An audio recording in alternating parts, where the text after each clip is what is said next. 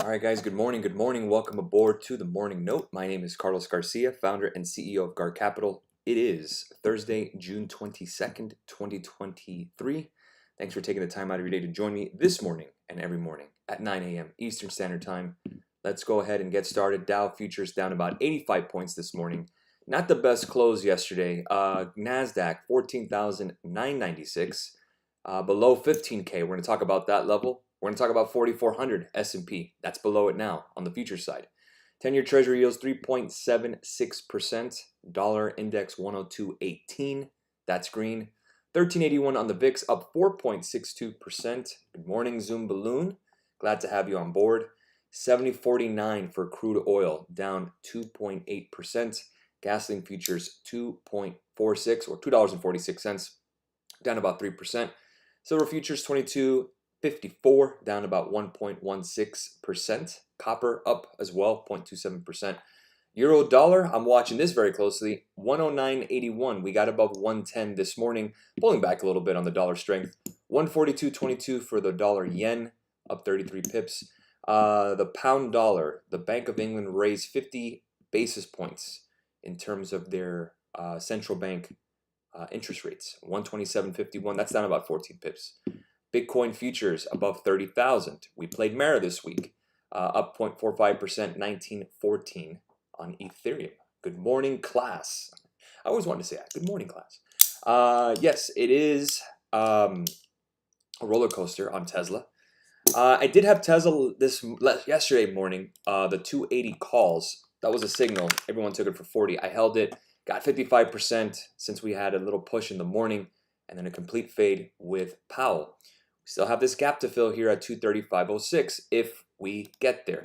The problem is that we are running out of time since it is a short week. So again, if you are playing this at home and you're looking to see exactly where we're going to go on Tesla, really what you want to break is 245.63. That's your 200 MA, week, 1 hour MA. So we're looking for that break. But 248.03 should get us back to where we want to be, at least in a way where we have some kind of inflection point where we're either going to buy calls or buy puts. But again, that level needs to hold. Again, that's 248.36. We're at 251.75 this morning. We haven't hit that level since last Thursday. So again, pretty short term. Thursday before that, we had that breakout. We had that move, and this was the gap here. So again, 235.06, that's your gap fill based on the daily. Let's take a look at it together. You can see it right here, 235.06 or so. So again, if we break below 248, we can see if we can do the 235s or the 230s, or maybe even, 230s would probably be best. Probably want to buy some time for that. The last time I bought time, Nike and Palantir didn't work out. So it's a quick market. The last 3 trades we've had have been literal day trades, same day. We did AMD puts yesterday, and now AMD is actually green this morning, 112.57. So again, a short week, not a ton of liquidity, not a ton of volume I see, other than Tesla yesterday. But for the most part, I don't see this big jolt of fear or this big jump of get me out at any price. I think it's a mixture of people closing their positions, bull positioning as well, maybe taking some profits. Again, I think it's more short covering, and then also add in bull positioning in terms of profits. Again, everyone's pretty bullish out there, so that's something that we just have to go ahead and just fight with pretty much daily. I placed a note on our Discord server for our live market blog, which is free for all. If you are interested, link is in the description. Gar.capital is the website.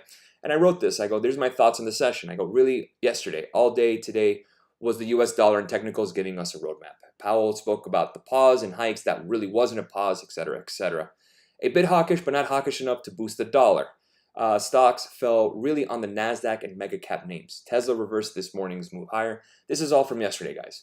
AMD, Netflix, Nvidia, Microsoft, Meta, and Apple were all the ones that have rocketed recently. They all fell. So guys, it's profit taking. Like I said, pullbacks are opportunities. They're welcome. But if this is all the bears have, let's say we hold 15,000. Let's say we hold 4,400. Now it gets interesting. Because with CPI last week, PPI, FOMC, Powell speaking again in front of Congress, This move, if this is the best they got, at least short term, and includes seasonality, we talked about that. The seasonality where end of June gets kind of weak. If this is the best they got and we rocket higher, guys, now we have to have that conversation again. If we can get to 4,300 S&P 500, 4,300, here it is, 4,300 S&P right here. That's the 38.2 fib on the S&P 500 futures right here.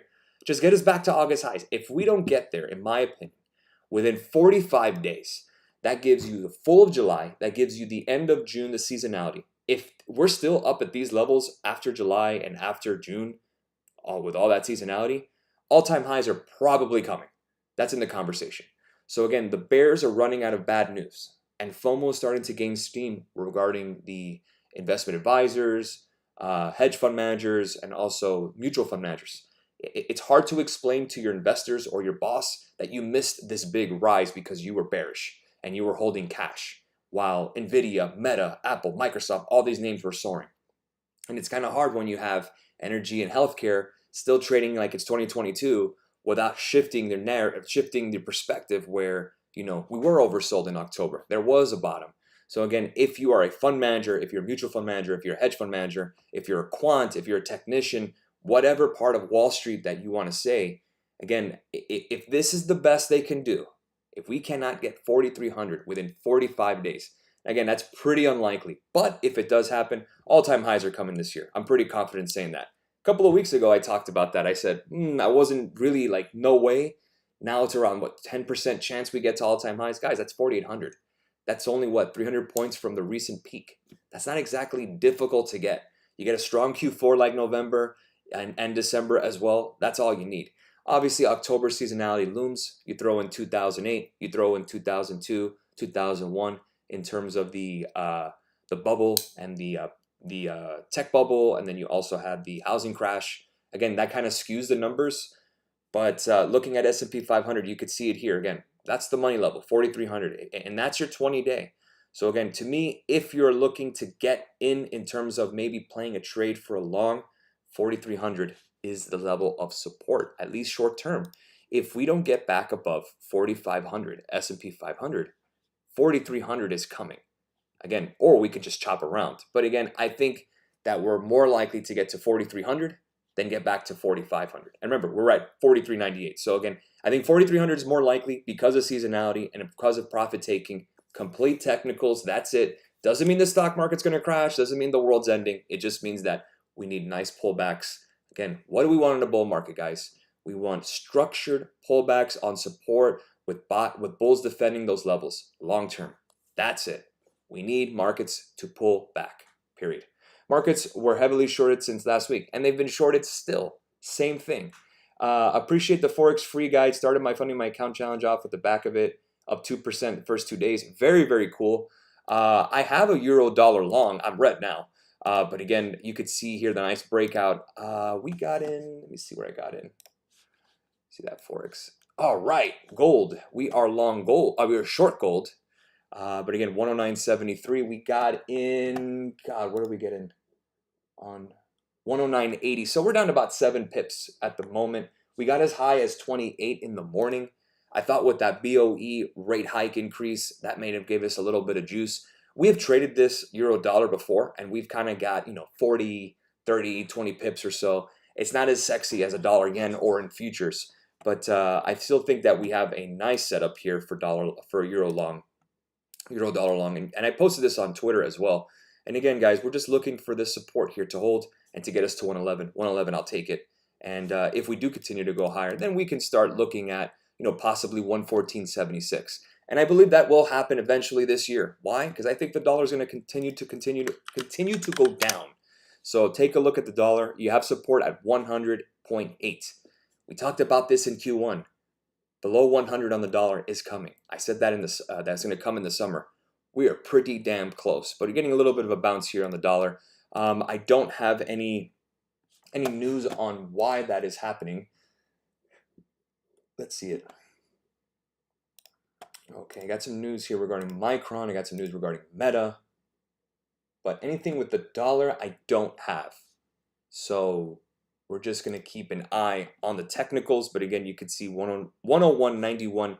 That's your 50% retracement on the dollar based on a weekly chart, not on the daily. So again, you could see it here. Bottom was 89.20 back in 2021. The peak in October of last year, which is the lows of the stock market. The dollar matters, guys. It really does. So again, we're waiting for $100.80 to break.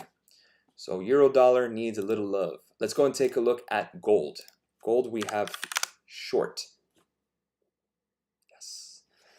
Excellent, excellent. I love it. All right, so gold starting to rally. Let's go ahead and tell the futures traders,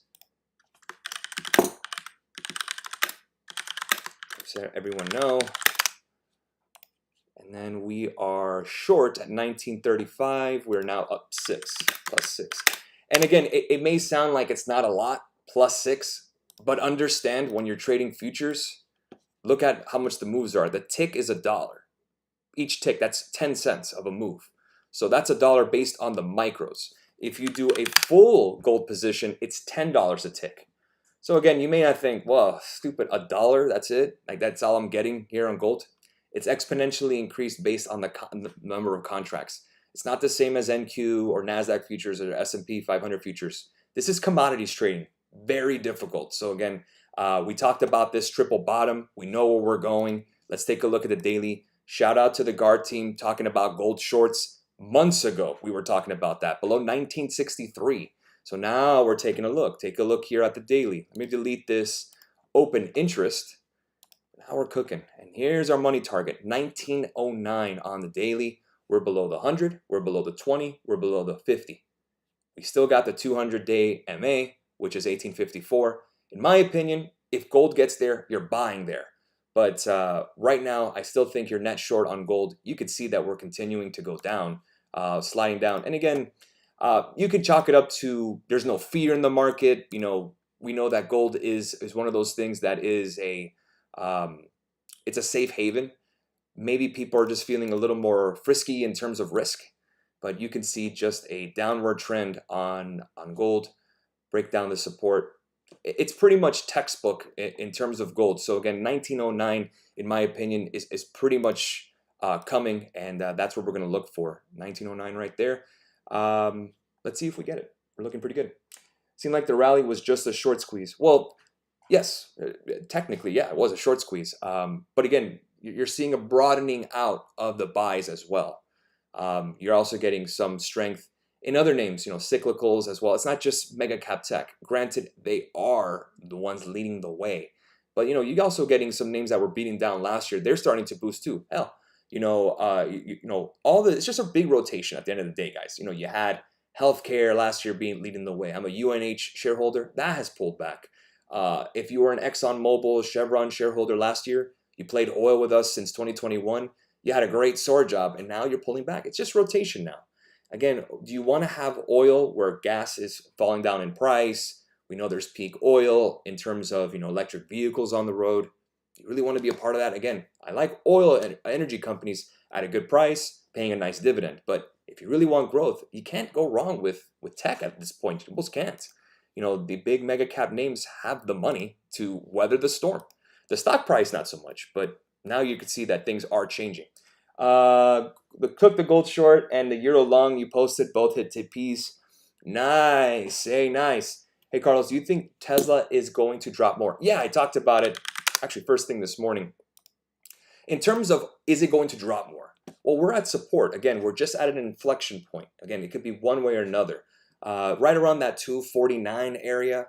Again, that's going to be the line in the sand for the bulls. That could be a buy the dip in terms of calls, or it could be the support where we break and then we start continuing to fill that gap. So I'm going to stay away from Tesla just for, you know, let's kind of keep an eye on it, observe it. I think there's a lot more opportunities out there than just Tesla. I know Tesla is a big one, but for the most part, you know, we got Forex running, we got futures running. Take a look at NASDAQ. We're short the NASDAQ too. So again, I guess you can say that I'm short Tesla in a sense because the NASDAQ has Tesla in it, but we'll just ignore that. 14,950, that's pretty much the last stand for the short-term bulls. So again, we're about 30 points away. We shorted at 15,000. We placed a limit order yesterday. I think one of the members by mistake actually filled it. around 14,930 and was short, and now he's probably up big. This was moving last night like at 1 in the morning. I was up telling everybody. You could see it. Let's see if I had a Forex. Here's a futures chat. Talked about it last night. 6:52 a.m. Order filled at 1 in the morning. Yep, there you go. I even told everybody overnight. Here you go. This was at 2:01 in the 2:01 in the afternoon. Let me see if I can find it here. When did I say this? 12:51 in the morning yesterday. Futures traders, I know it's late, but that limit order is about to fill on the NASDAQ. If you're a night owl or a trader outside the US, futures is right up your alley in time. You don't have to trade options with us.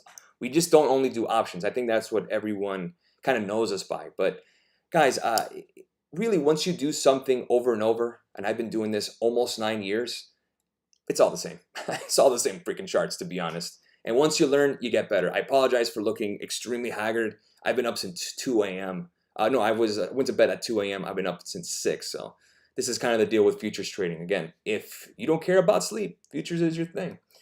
So that's where we are this morning. A lot of good stuff coming. Unfortunately, we do have Nike. Fortunately, Palantir fell because of the NASDAQ, but we had that since last week. So we'll recap that tomorrow for the weekly recap video. So the idea now is to see what other opportunities out there. If we have to short, so be it. I'm very fine with that. I am short, at least with futures. But let's keep an eye on some opportunities on some mega cap names. Tesla being one of them, right? Again, we want that alert to break. Let's place it together. We'll put it at 247.92 for now. Let's take a look at some of the big winners. Microsoft. I have 330.16 for a breakdown. Let's take a look at Meta. Not much. Take a look at Amazon. There were some FTC headlines. Not much. 119.51 is the level you're looking for. Apple, again, hovering around the recent all-time highs around 183.